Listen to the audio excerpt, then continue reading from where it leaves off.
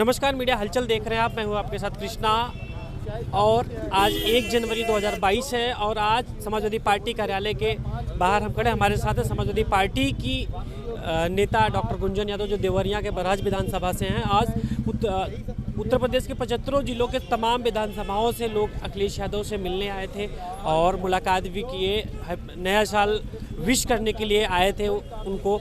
और आप गुंजन जी से हम पूछते हैं कि आज सबसे पहले तो आपको नववर्ष की हार्दिक बधाई और शुभकामनाएं। आप सभी को नववर्ष की हार्दिक बधाई शुभकामना है। पूरे देश ही नहीं, प्रदेशवासियों को भी, सभी को आने वाला वर्ष सभी के लिए मंगलमय हो। 2022 आ गया, चुनाव नज़दीक है, आचार संहिता लगने में ज़्यादा समय बाकी नहीं है, कभी भी आचार संहिता लग सकती है 5 तारीख के बाद। लेकिन जिस तरह से सियासी वार चल रहा है, जुबानी जंग चल रही है, क्या कहेंगे? इस पे यही कहूँगी कि मैं 22 का इंतज़ार सभी लोगों ने किया है और 22 का जिस तरह से यहाँ पे दिखाई दे रहा है, हम लोग पार्टी कार्यालय, समाजवादी पार्टी के कार्यालय पे खड़े हैं।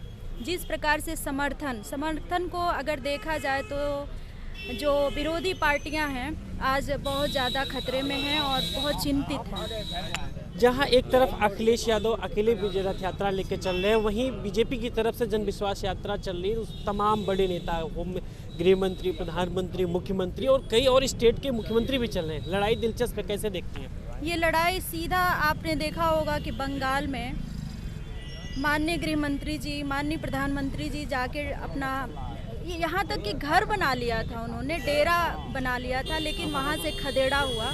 उसी प्रकार ये जो 5 राज्यों में चुनाव हो रहा है, उत्तर प्रदेश से भी उनका खदेड़ा होने वाला है। जिस तरह से सपा नेताओं के घरों पे छापे पड़ रहे हैं, चुनाव नज़दीक है, इनकम टैक्स की रेड पड़ रही है और गलती से उन्हीं के नेता के घर में रेड पड़ गई, इस पर क्या कहेंगे? यह माननीय राष्ट्रीय अध्यक्ष माननीय अखिलेश यादव जी ने आज बताया है कि यह जो रेड है डिजिटल इंडिया की गड़बड़ी के कारण पड़ रही है। मैं तो ये कहती हूँ कि यह वास्तव में डरे हुए हैं। जिस प्रकार से समाजवादी पार्टी का जनाधार बढ़ रहा है और जो विजय रथ लेकर माननीय अखिलेश यादव जी निकले हुए हैं, उत्तर प्रदेश में जिस तरह से जनता का समर्थन मिल रहा है, उसी से डर कर यह भाजपा के लोग तिलमिलाए हुए हैं। और 2022 में इससे पता चलता है कि जिस तरह से यह लोग उत्तर प्रदेश के चुनाव को लेकर घर घर, इवन आप देखिए छोटे छोटे ब्लॉक स्तर पे इनका प्रचार हो रहा है। और मैं ये कह सकती हूँ 2022 में इन लोगों का कोई भी बुद्धि नहीं चलेगी और जिस प्रकार से बंगाल में खदेड़ा हुआ था, उसी प्रकार उत्तर प्रदेश से भाजपा सरकार को यहाँ से खदेड़ देगी जनता। अगर समाजवादी पार्टी की सरकार बनी तो जिस तरह से प्रियंका गांधी कहती है कि आधी आबादी इस बार कांग्रेस उतार रही है, और महिलाओं की क्या स्थिति रहेगी समाजवादी पार्टी में? समाजवादी पार्टी ने हमेशा से, जहाँ तक आपने देखा है, फूलन देवी को सांसद बनाने का काम माननीय नेताजी ने किया था।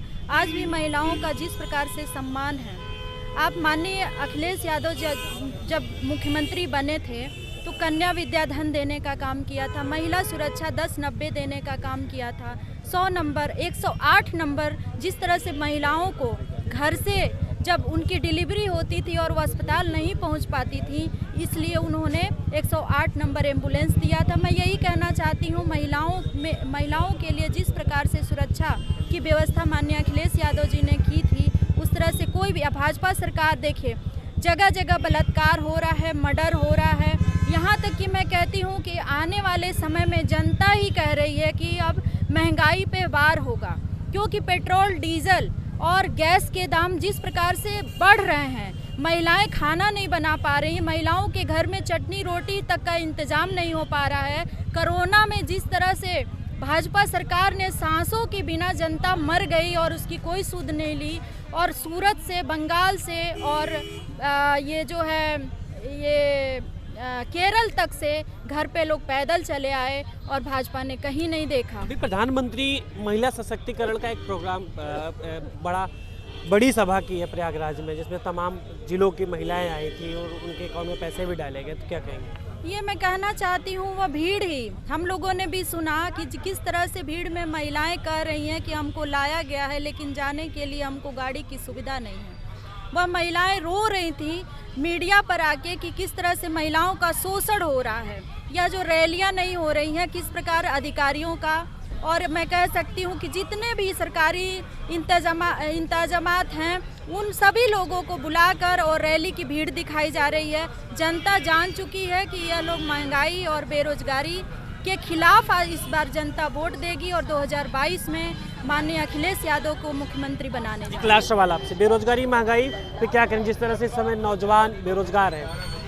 मैं यही कहना चाहती हूँ, जिस प्रकार झुंझुना थमाया था प्रधानमंत्री जी ने कि 2 करोड़ लोगों को रोजगार देंगे, आज नौयुवा सड़कों पे घूम रहा है, रोजगार नहीं है। यहाँ तक कि जो पेंशन थी सरकारी कर्मचारियों की वह भी भाजपा सरकार ने छीन ली है। तो धन्यवाद। जिस तरह से गुंजन जी साफ तौर पे कहना है कि इस बार उत्तर प्रदेश में समाजवादी पार्टी की सरकार बनेगी और जिस तरह से पश्चिम बंगाल में खदेड़ा हुआ था इस बार उत्तर प्रदेश में भी खदेड़ा होगा।